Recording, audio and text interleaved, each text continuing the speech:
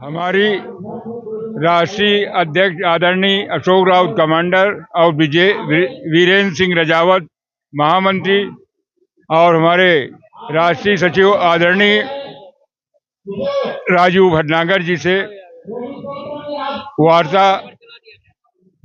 श्रम मंत्री जी के निर्देश पे वार्ता हुई। वार्ता में श्रम सचिव और ईपीएफओ सब लोग बैठे थे।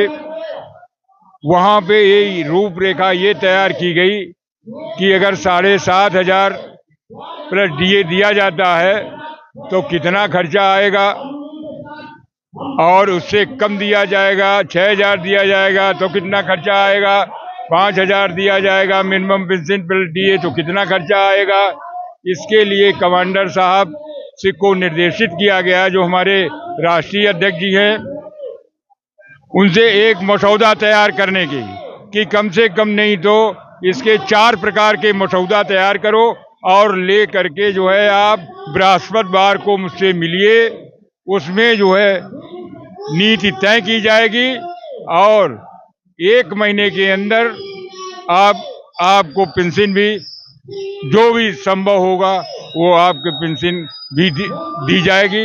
ये जब जाएंगे हमारे आदरणीय अध्यक्ष अशोक राउत कमांडर, ये बृहस्पतिवार को फिर बुलाया गया और एक पूरा मसौदा लेकर के जाएंगे और उसी पे चर्चा होकर के वो पेंशन की नीति का निर्धारण और आदेश का अनुपालन किया जाएगा।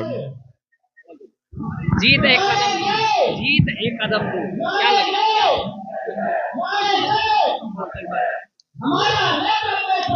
हमारी जो लड़ाई लंबे समय से चल रही थी, करीबन 10 साल के आसपास हो गए, और अब जाके हम ये नहीं कह सकते हैं कि हम जीत गए हैं, हमारी लड़ाई कामयाब हो गई है। लेकिन कुछ सरकार ने पहल की है और हमारे राष्ट्रीय नेतृत्व को बुलाया है और उनसे कल हेमा मालिनी जी के साथ सकारात्मक बात हुई और उन्होंने ये आश्वासन दिया कि आप एक ऐसा प्रपोजल बनाइए, और वो प्रपोजल एक नहीं 4 प्रपोजल बना के लाई है, जिसमें 7,500, 5,000 और 6,000 और इससे अबाउ जो भी है उसमें कितना खर्चा आता है, कितना बजट की जो आवश्यकता पड़ेगी, कितना हमें पैसा जुटाना पड़ेगा, ये प्रपोजल आप पेश करेंगे। और अभी आचार संहिता लगने की संभावना है 15 मार्च से, उससे पहले हमें 1 महीने का समय है। तो उन्होंने पूरा भरोसा दिया है कि हम इस 1 माह के अंदर आचार संहिता से पहले आपके प्रपोजल को मोदी जी के पास पेश करके इसकी स्वीकृति आदेश जारी कराएंगे। तो हमारा आंदोलन यहाँ से जंतर मंतर तक तो स्थगित करते हैं, लेकिन हम इसको हमारे पूरे हिंदुस्तान के पूरे जिलों में, प्रांतों में जहां ईपीएफओ के ऑफिस हैं, वहां इसको निरंतर जारी रखेंगे।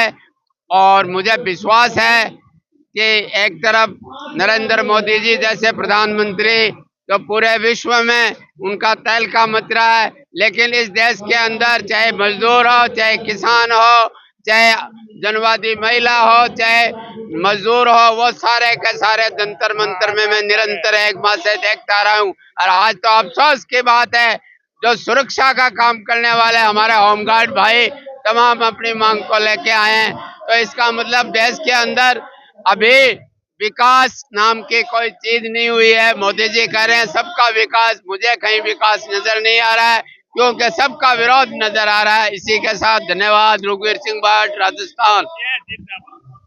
ईपीएस देखिए, ईपीएस में जो है, ईपीएस में सभी लोग जो है एबव 60 ईयर्स हैं। और एक और बात कहेंगे, सब तो डिमांड कर ही रहे हैं पेंशन की। मैं एक और बात कहना चाहता हूँ कि मैं आरएसएस का आदमी हूँ और शाखा लगाता हूँ महाराष्ट्र में, उत्तराखंड में, दक्षिणांचल में, यूपी में। तो देखा है कि मैक्सिमम लोग जो है शाखा में बदली लोग आते हैं जिनको भी पेंशन जो है मिलती है। 60% लोग ऐसे आते हैं जिनको जो है ईपीएस पेंशन मिलती है। तो उनका भी कुछ दायित्व होता है कि हम लोगों ने मुख्यमंत्री क्या नाम आपके प्रधानमंत्री से भी कई बार कहा, सब कुछ कहा, लेकिन इस उद्देश्य से कहना चाहता हूँ कि बूढ़े लोगों को जरा ध्यान दे दे जो आपकी सेवा में लगे हुए तत्पर। और भाई धन्यवाद। आप ही का पैसा आप क्यों नहीं मिल पा रहा? देखिए, हमारा ही पैसा हमें नहीं मिल पा रहा, ये सरकार की बिल्कुल एक तरह से नाकामयाबी समझिए। सरकार ये चाहती है कि इन मजदूरों का, इन ईपीएस पेंशनरों का पैसा रोक कर वो सफलता ले लेगी, यह संभव है। और जैसा हमारा राष्ट्रीय नेतृत्व बार बार लड़ाई लड़ रहा है, अभी आज ही उन्होंने अपने प्रपोजल के लिए लिखा है, तो प्रपोजल देंगे। हम अपने आंदोलन को हर जिले में, हर उसमें स्टेट में जिलेवार ईपीएफओ पे प्रदर्शन करेंगे। इसी के साथ जय हिंद, जय ईपीएस, जय भारत।